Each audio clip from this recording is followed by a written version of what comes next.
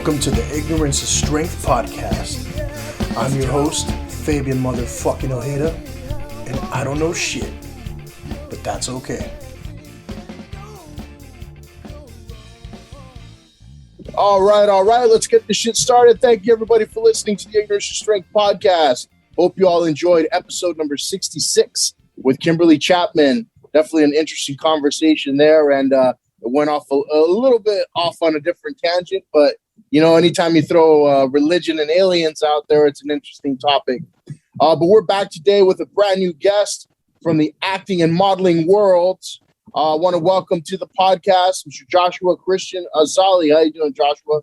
I'm doing great myself, Fabian. Thanks for having me here. For sure. Are you in the LA area too? Yes, I'm based in Los Angeles, and I'm just, pursuing acting and modeling. Nice, man. Yeah, because I've had a lot of, like international people or like, people from different time zones. I'm like, dang, it's always kind of rough to adjust. But every now and then we'll get somebody in the same time zone. It's like, all right, I don't have to wake up early or stretch it. So that's cool, man. That's amazing. Sorry, where are you based off of right now, if you don't mind me asking? Yeah, I live in Temple City. Oh, yes. Temple City. Yeah, it's very close. Yeah. Yeah, for sure. So, we're gonna talk about a couple things. We're gonna talk about, you getting into acting, and then I really want to kind of dig into the modeling thing. I want to jump in right there, because on the podcast and talk about a lot of things that maybe people don't know about, and it's like our last guest was a life coach. The one before that was a pro wrestler, and it's like these are things that are not typical, and people want to know, like, how do you get into that? What is that world like?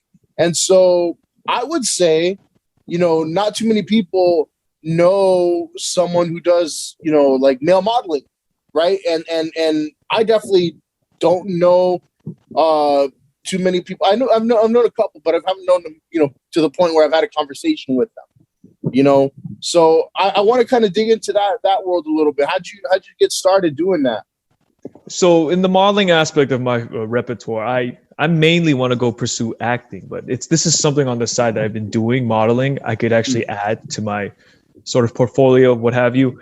And it's just basically, I just started exploring through Facebook connections of saying, oh, do you guys want to like get something to get us to have some TFP, which is time for pay, which is a sort of free modeling shoots. And I just sort of built off from there and had more of the connections branch off of that. And surprisingly today, I'm going to be having a rehearsal for a modeling runway all the way into downtown Los Angeles at just about 2:00 today. It's going to be exciting. I had my rehearsal yesterday. It was amazing stuff. And it's essentially, you just have to have the materials and resources behind it. And what we have now in this era is the connections through media. And Facebook is just such a blessing to have. Instagram too. And we have Twitter. It's more out. It's more, you want to do something, come out and go and get it. You can't just sit there all day and just have this sort of mindset that something will come, something will be there. And it's not always like that. It's the most rarest case for a lot of people who go into the industry like that. And people try to relate it in that sense that it's so easy in that way, but it's not. There's no book of how to become this or that, of being an actor or model. So you got to find your way in your endeavors and pursue it, Mm-hmm. You threw that phrase out there, TFP, time for pay. Does that mean that in lieu of pay, you donate your time in order to kind of give the photographer or whoever you're working with, something to add to their portfolio? Is that what? Yes, exactly. Time for pay in a literal sense is having just free prints of each other and to build each other's portfolio to better finding more experiences. Yeah. Okay. Now, what kind of work you do, like fashion or like, do you like model, different like accessories or what is it exactly? You said so runway. Yeah, essentially right now, the runway thing is more going to be on the fashion aspect behind it. I did do one just 2 weeks ago. It's called Sis Ties. It's this fashion it's another fashion one in a sense, or actually accessories, if I could namely suggest that. I've also done some interior modeling too for a loft that this man wanted to advertise for his clients, and also it's just a variety of things I've done. I've never really done sort of jewelry. I don't know if it's pretty hands or, but if I'm very open to it, of course. I've been going in a very adventurous route at this point, and I'm not really a concrete sort of person. But I think if I were to choose a route that I'd love to do, it's fashion. Yeah, I think it's exciting. It's something I'm very versatile at, and yeah, just build off my acting career. That hey, I do modeling too, of course. Yeah. Yeah, man. And I don't know much about modeling, but I did look up a lot of your social media, and you do it well, man. You look like you're the guy in the magazine or whatever, So I don't know if it's like something you have to practice in the mirror, or like like you said, there's no handbook to tell you what to do, and it's one of those things where it's like you got to kind of figure it out.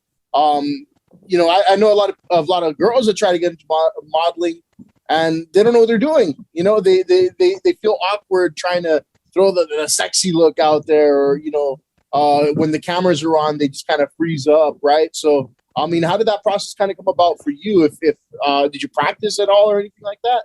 So essentially, if I could have this way of saying it, I come from a theater school, so we are having this idea that we need to be very flexible on camera, and we're supposed to be very flexible in person, very very relaxed, what have you. We can't be freezing up and thinking too much up here on camera. And it's essentially what photographers try to find is that you're not stiff. You look good in what you're wearing. You look good on the camera, and it just went hand in hand that why not? I'll try modeling, see where it goes from there, and start building up my Instagram portfolio, as you could see, and essentially just putting it on, just getting it on there. And just the advice I could give to starting out as being a model is you just have to be relaxed on camera and have this calm solace behind it, and it shouldn't release your impulses, if I could be more in depth about it, if that makes sense. Yeah.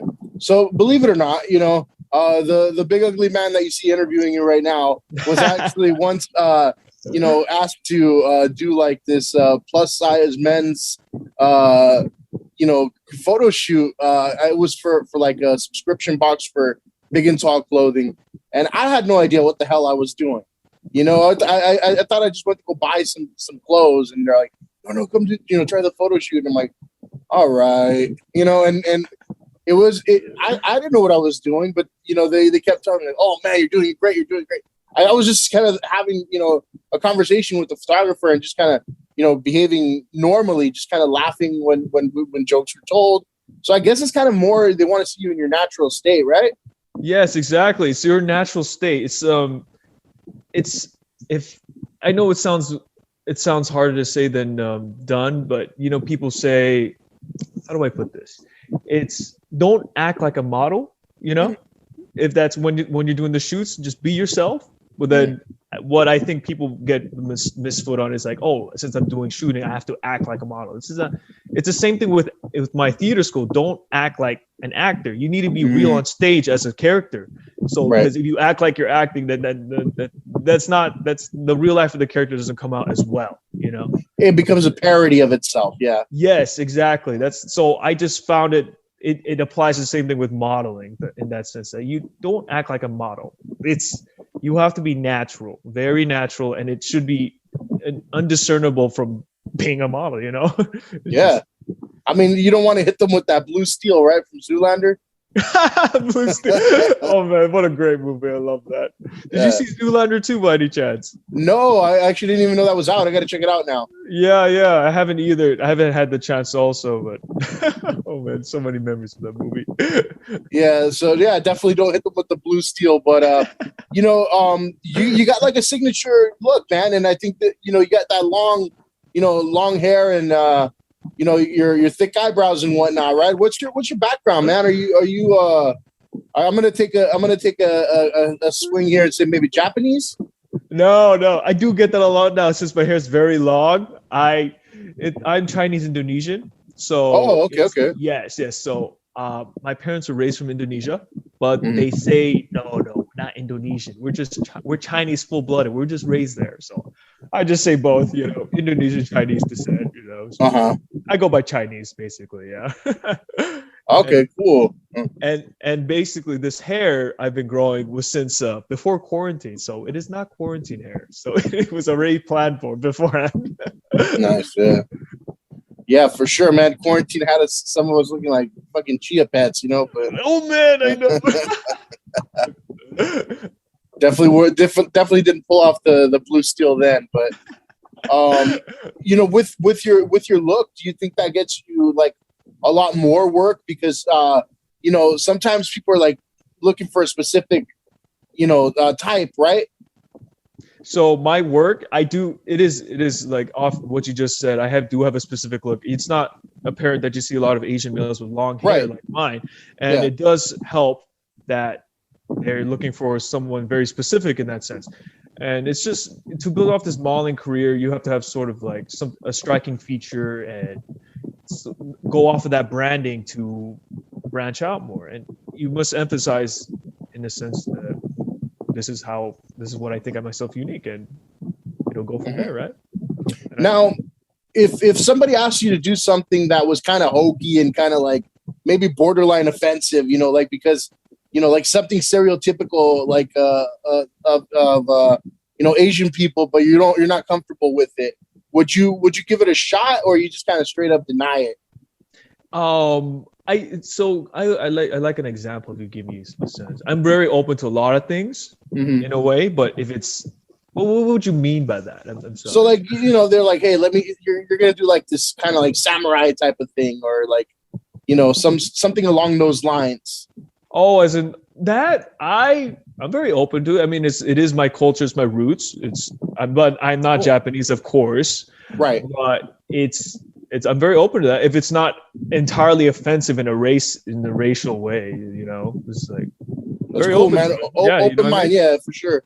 You know, and I assume that's kind of the same thing with the roles that you would want to take for acting, right? You'd be more like open to a lot of things.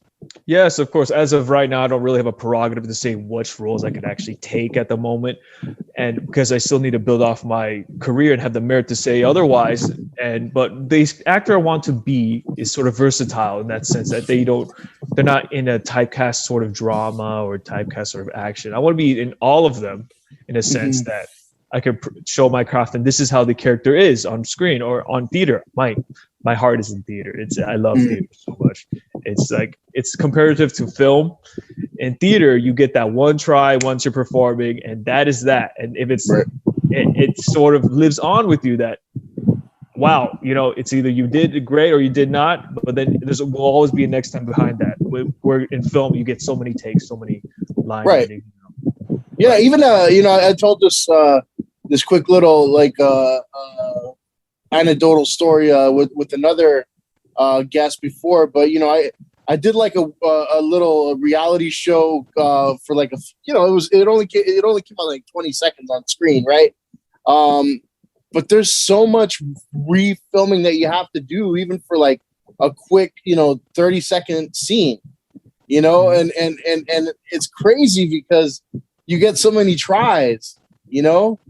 But you're right. Maybe something like theater, you gotta really own your craft to the point where you don't have to, you know. Well, you can't take all those extra tries. You just gotta nail it, you know. So essentially, the stakes are higher in a performance day rather than a rehearsal day, because that is where your peak performance is supposed to be shown onto stage, and that adrenaline rush is really there for me. For sure. What's your little origin story there for acting? I know you mentioned, you know, you're a theater guy, right? So did you get bitten by that bug like at a very young age, or when did you start? So let me go on ahead and say how I got into this. I was studying in Cal State Northridge for kinesiology degree. So I was going to go into a physical therapy field and then just say the 9-to-5 job. And really, I thought, you know, I love helping people. It's like, it's something I could do. I could live off of this, and it's something I could sort of have stability in my life. And as I was going through the schooling, you know, going through the menial classes and all that, I see these other people with the deeper passion behind that. If I could describe their examples, I had a student of mine would say he wakes up in the morning and says, I love the human body. I love biomechanics, you know? And then I thought to myself, I don't think I see the same way. That is little, I don't see it at all. And I Right. just quickly finished my schooling and just said, I'm going to go try. I need some sort of medium. I need something more avant-garde that I could actually sleep on it and wake up to every day and think about and just say, wow, I'm happy I'm doing this. My passion is in it. And that medium was acting. I quickly signed up for a theater school, and there was this whole list of selections I need to have filled out. There was like, oh, your name, your first name. I did some headshots at the time because I was very curious of what it is like. And there was a part that says recommendation letter. It's no background at all, no sense of what is theater, or never read a single Shakespeare in my life. Well, I guess in high school, but I took a document, I wrote it on there. Oh, I don't have a recommendation letter, and submitted that. Yeah, surprisingly enough, within not even 24 hours later, the school calls me. They say, "Hey, you want to come in for an interview, like get to know you?" I was so surprised and astonished by that, because I don't know, it was the brazen attitude that I had that I would so willingly submit a blank recommendation letter, or even not even a blank recommendation. I did not have one. So I guess they saw the audacity behind that. They saw it the commendable dedication behind it. So I'm very blessed. I love the craft of the school. It's called Stella Adler Academy in Hollywood. I've been studying under that for 3 years already. I've read so many plays, so many Shakespeare. I've done so many scenes, and it's something I've been passionate to be going into as a career ever since. And yeah, that's how I got into it. I love the craft that she does. It's amazing. Okay. Now, are you? And I know you opened up like an IMDb page. I think that's just to kind of maybe get your face out there, right? But have you done anything now in terms of like commercials or anything like that yet? I know you don't have any like movies or TV up yet, but have you done anything as far as like something like commercials? I haven't done at the moment, but I've done a web series with it's called Asian Men, Black Women. I just did it just recently, and I'm going to be doing another one in next week of the next episode, I believe, and that's going to be exciting. It's just the small student project to get myself together to sort of build up. But I have been doing some self auditions here and there for my agency and manager, and it's been pretty slow because of COVID. Because it's just try to really get myself some more work and really present myself that I'm really proud of the craft that I have. And see, now you kind of jumped ahead there, because I was going to ask about like social media type stuff or web series type stuff, because that's a new route that people are able to take these days. I asked about commercials because a lot of the time that's how people used to get their start, right? Yeah. And now you could really and I talked to a few people about this. So I did talk to a few people that were interested in acting or were in the entertainment industry. I talked to Bruce Valanche a few episodes back from Hollywood Squares, and we talked about how it's a different world. You get your name out there through YouTube or something like that, and you could be the next big hit because of that. Whereas in the past, it took a little more, you have to know somebody in order to kind of kick the door down.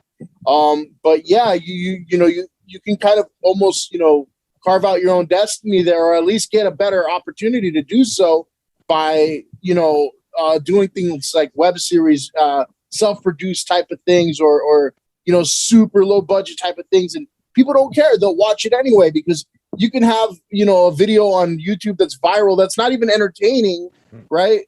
And people watch the hell out of that, man. Millions of views for weird stuff, for like flipping bottles and stuff like that.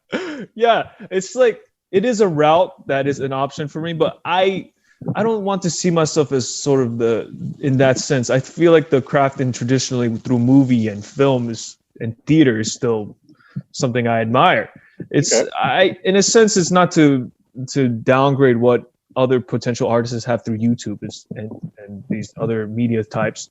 It's just my craft can be better used in in a harder, challenging aspect, because like I just said, in theater and film, and just getting together with these student films is something to obviously build myself first, because I need to have something. Of course, I can't really choose what to be working on, and that's why I'm doing it for now. Yeah, and hopefully it is a stepping stone for me that I could use to get into the industry. Yeah, it's just to have in my portfolio.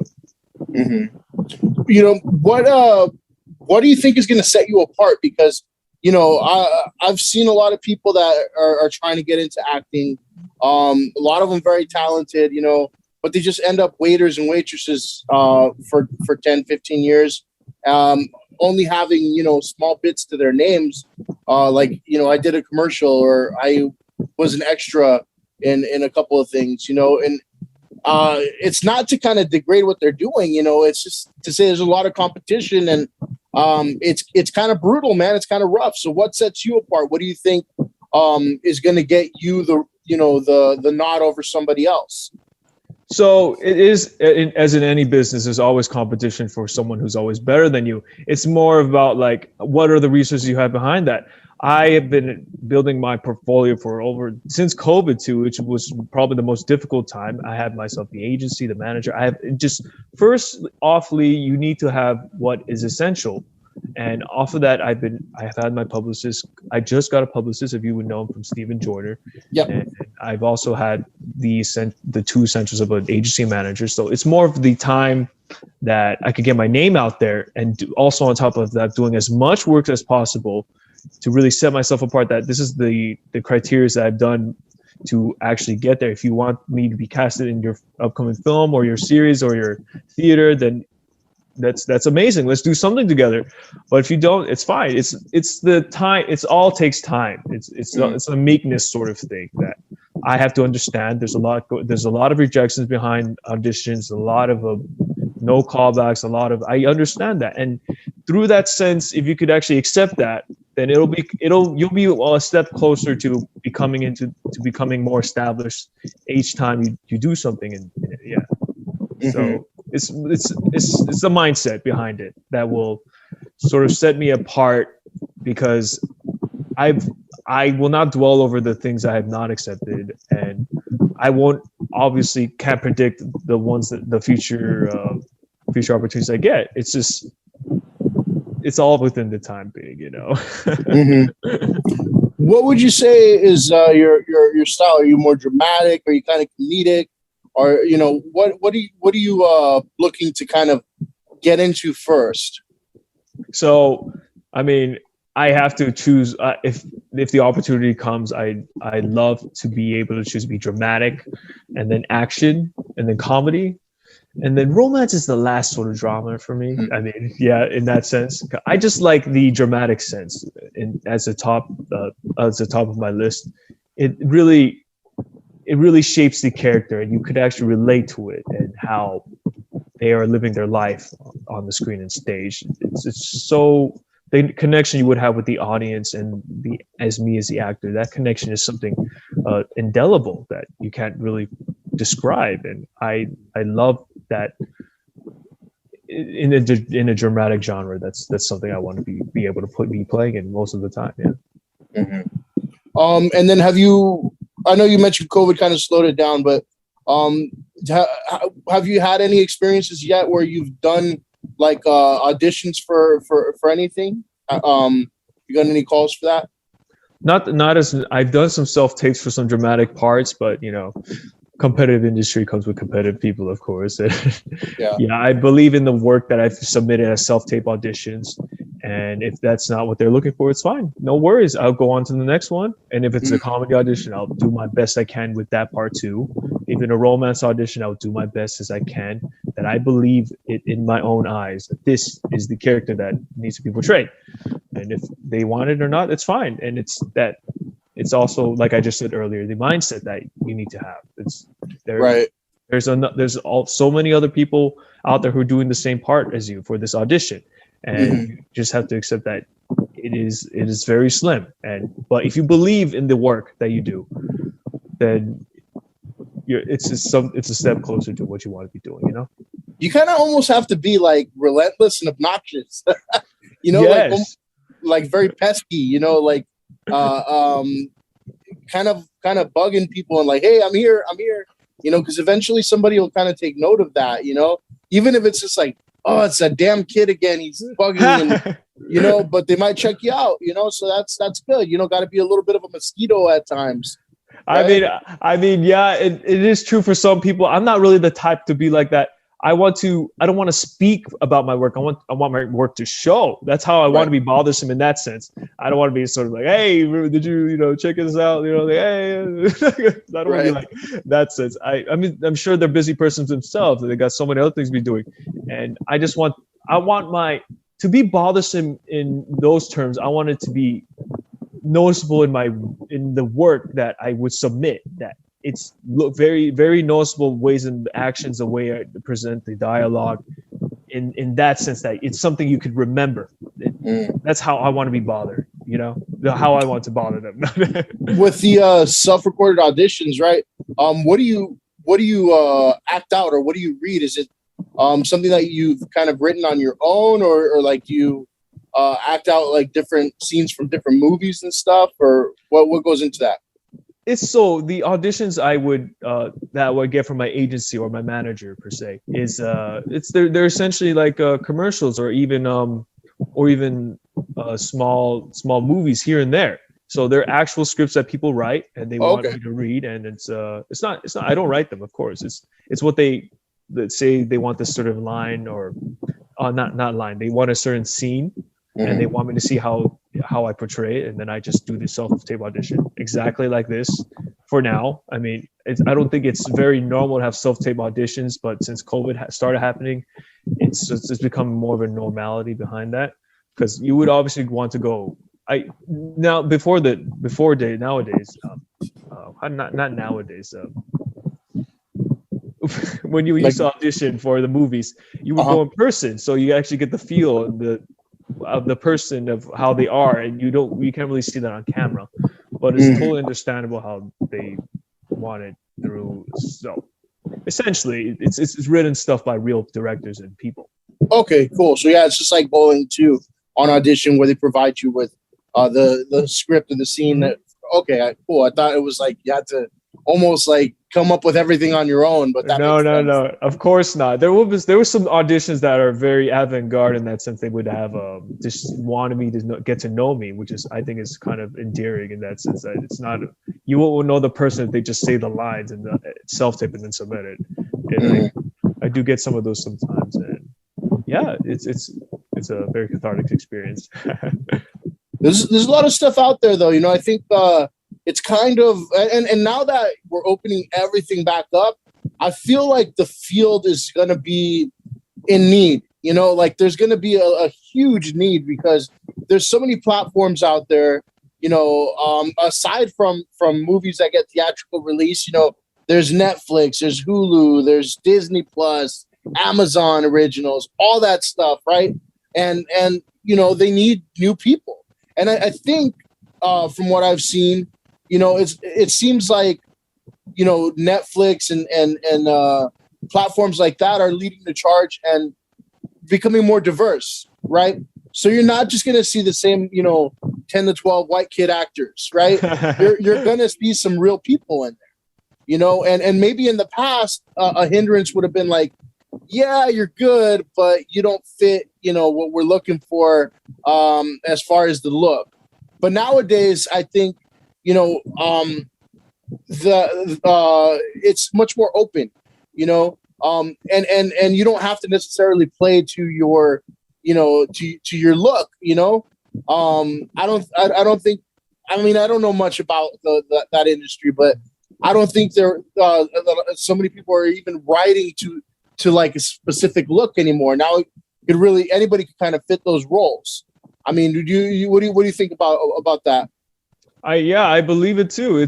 We're an always ever changing culture, and it's something we've been slowly trying to shift over, that the diversity is obviously a better choice than just finding the typical white guy in every movie. I mean, back then I think Hollywood was still growing, and the only audience they had at the time was mostly just white people, and that's how they were related to them. That's why they only casted them, and that's why at the end of the day they really got to make that money behind it. Yeah. But now it's much easier because it's common to see diversity, and it's even praised for at times too that there is diversity. So why wouldn't Hollywood not cast another colored person rather than a white person?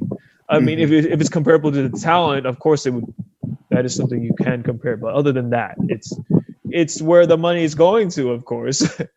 Yeah, and I think it's even kind of becoming more of a melting pot because maybe 10 years ago or so you would have shows, and I love shows like Fresh Off the Boat, right? You see, what like was they're like a Chinese family, right? And I've never seen that in entertainment before, or you had like the George Lopez show. It's all, a Mexican family, but now, they're kind of like mixing things up. So like the dad from Fresh Off the Boat, he's in a lot of things now. It's not just like, okay, you're going to play the typical Asian role.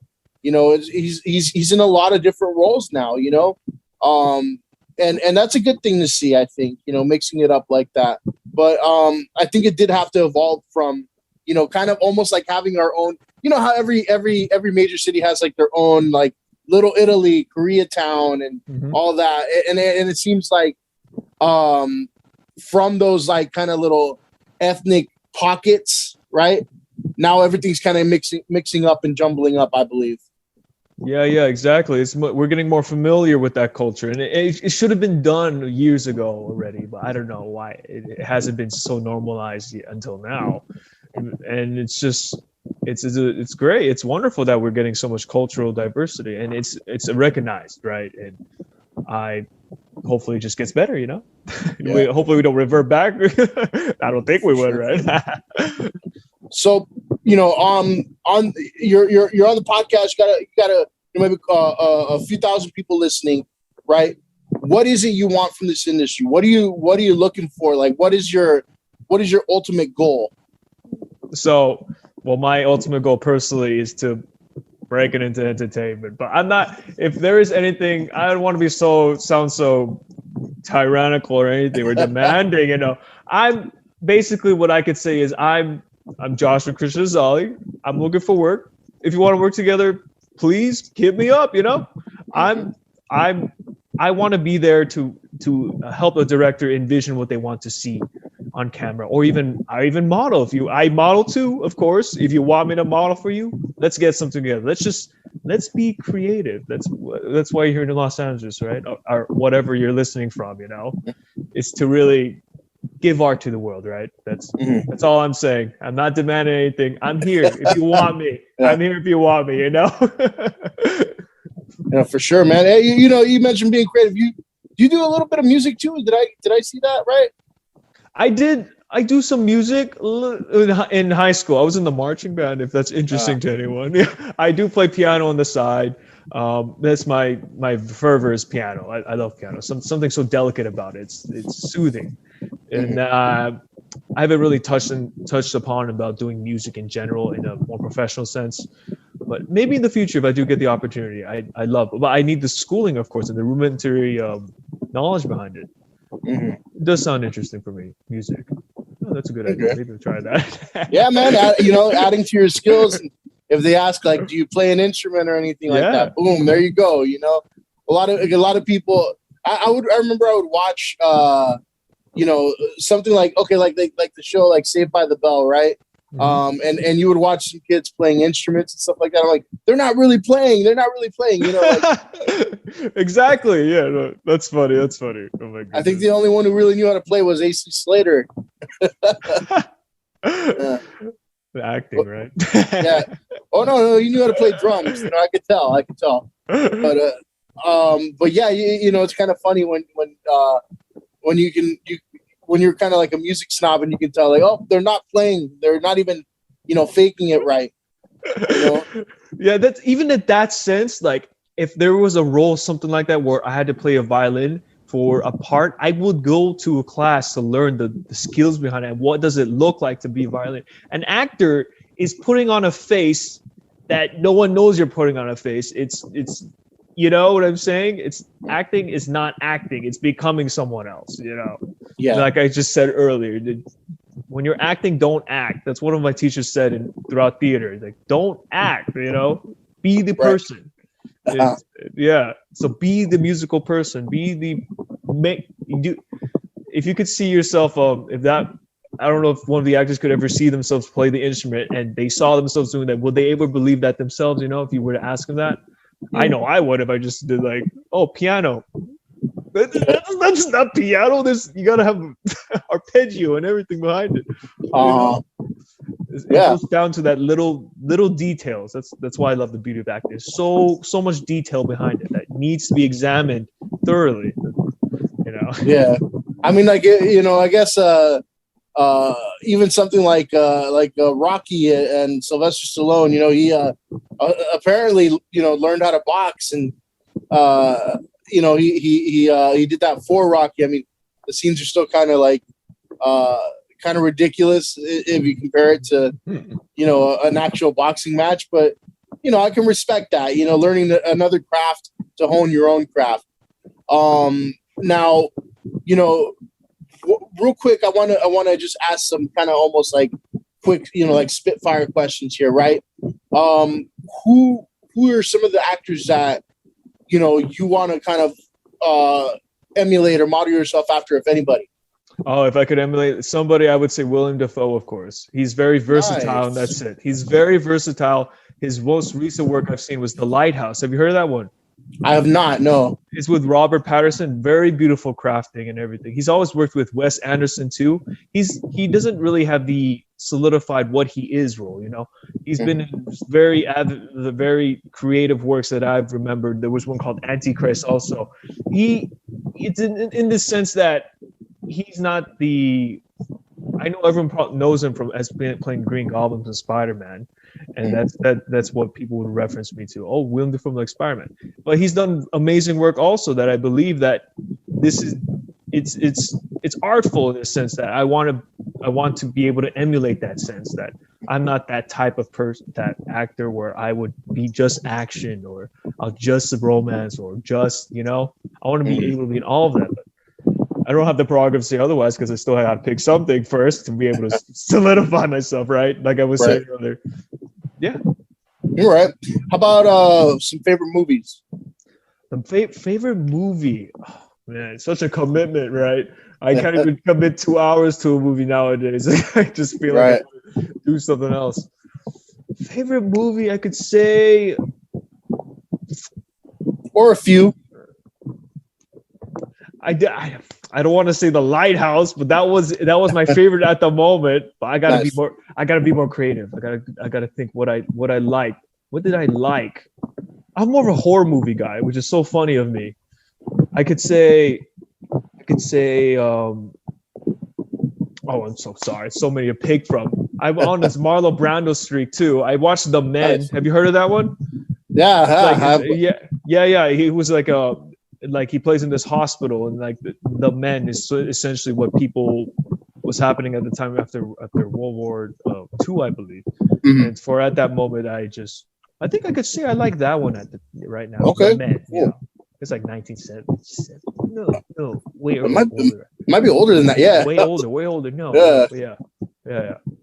I think I've also watched Viva Zapata. I've watched Julius Caesar, Marlon Brando. I'm just Marlon Brando streak right now. In our school, we essentially worship that guy. It's like I deify him, you know? Yeah, because if I can't really say I want to be like it, but he's so amazing. That's why. So I chose, you know, someone a little close. You know, Willem Dafoe. You know, he's realistic right now. But yeah. How about what are you streaming? What are you streaming right now? What I'm streaming right now, I'm actually streaming nothing right now. I've been reading so many plays. I've been reading so many novels. I just died. So much time to watch nowadays. Too many to watch. Too many, you know.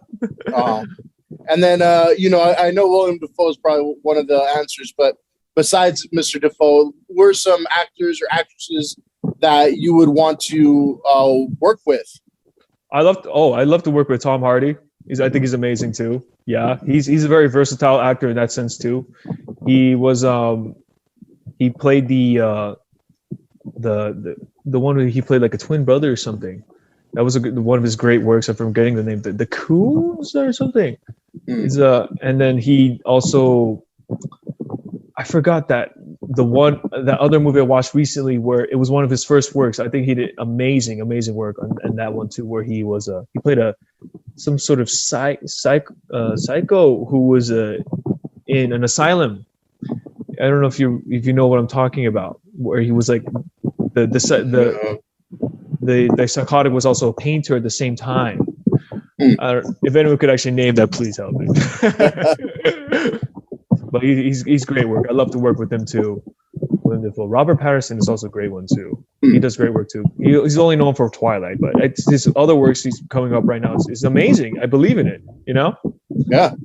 And how about this kind of maybe a difficult question, but something like a movie that you've seen where you're like, dang, that role was meant for me.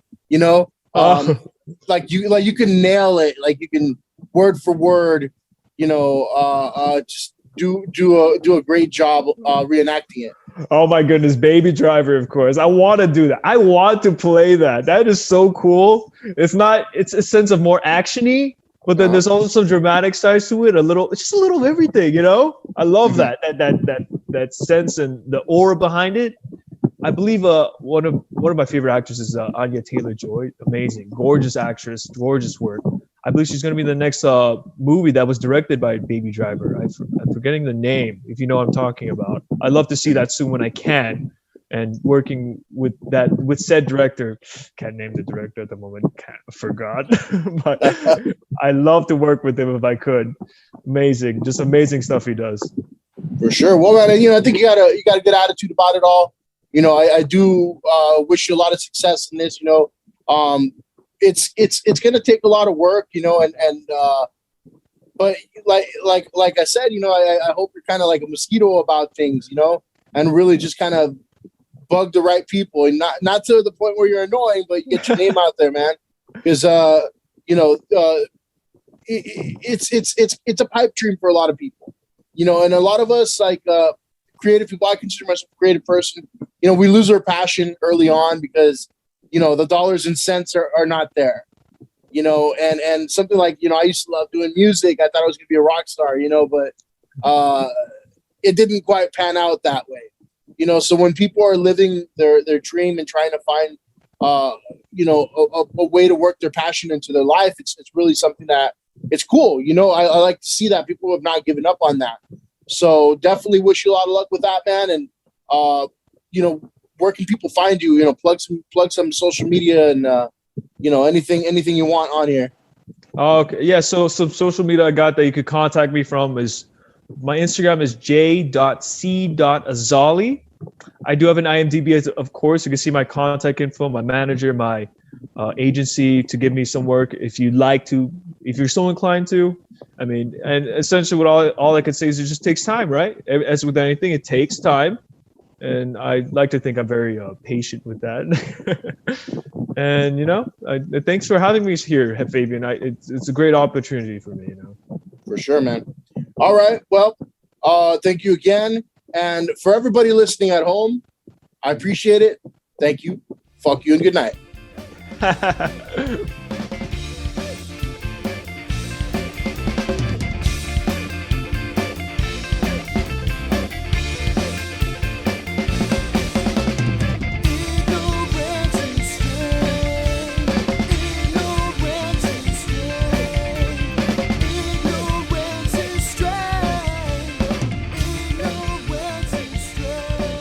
Subscribe to the Ignorance is Strength podcast on Spotify, Apple Podcasts, and Google Podcasts. Like, follow, and share on Facebook and Instagram at Ignorance is Strength Podcast, and on Twitter at The Ignorance Pod.